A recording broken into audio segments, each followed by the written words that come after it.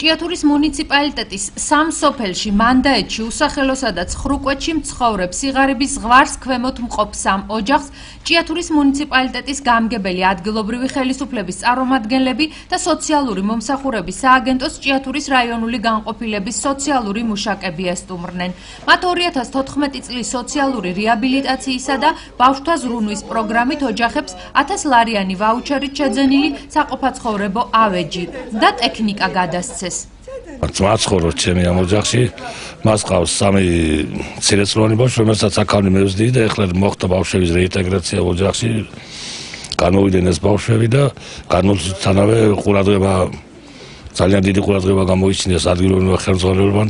დღეს ჩვენ განმოგცეს მაცივარი ბავშვებისთვის საჩუქრად და დიდი კმაყოფილი ვართ, რომელიც ესაჭიროება ოჯახს და დიდი მადლობა ყველას. ოჯახში გვიჭირს მართლა რომ სულ ახლა სესხად გამოგვაქვს წამლები, ქმარი ახლა სულ თითქმის დავარნილი არის და მეც ახლა ვერ ვარ კარგი კურნალობის საშუალება არ გვაქვს რომ ექიმთან წავიდეთ და წამალი ვიყიდოთ. გადმოგვეცა ლოგინები ბავშვების, ჭურჭელი. ყავს 6 შვილი.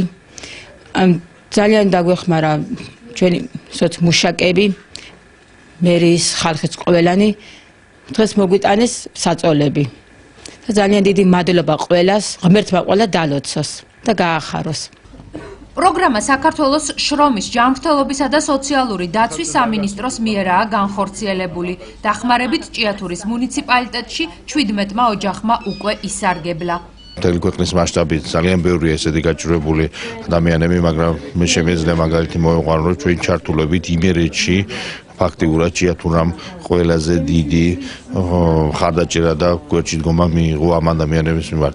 მომავალში რა თქმა უნდა გაგრძელდება და კიდევ მიიღებენ ესეთი ადამიანები დახმარებებს, რა თქმა უნდა ეს არ არის სრულყოფილად ის ყველაფერი, რაც მათ მდგომარეობას რადიკალურად შეცვლის და მათ საყოფაცხოვრებო პირობებს გააუმჯობესებს, მაგრამ რა თქმა უნდა ჩვენ ესე ნაბიჯ უნდა დავეხმაროთ ოჯახებს იმისათვის, რომ ერთხელ და სამუდამოდ ეს სოციალური მძიმე ფონი, რომელიც დღეს ჩვენს რაიონში კი არა მარტო, არამედ მთელ საქართველოში, რომელიც არსებობს, გამოვასწოროთ და რა თქმა უნდა აქედან უნდა დაიწყოს ქვეყნის განვითარებაც.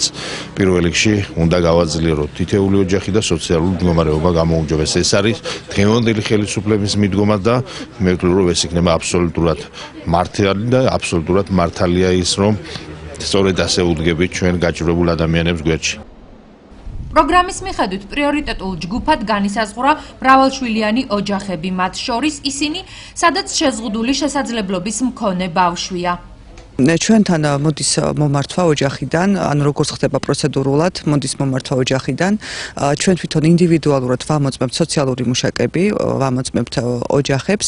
შემდეგ გამოიკვეთება საჭიროებები. ესეთი ოჯახი პირველ ეტაპზე რაც გადავაგზავნეთ, არის ახლა ზუსტად რაოდენობა არ მახსოვს, მაგრამ 17 ოჯახზე მოვიდა დახმარება. დღეს ვიყავით მრავალშვილიან ოჯახებს გადავეცით, ანუ ეს არის მანდაეთში არის მელანია, სარალიძე გადავეცით საწოლები მათ. შემდეგ ვიყავით უსახელოში, იქ გადავეცით მაცივარი და ეხლა ვიმყოფებით ამჟამად ცხრუკვეთში.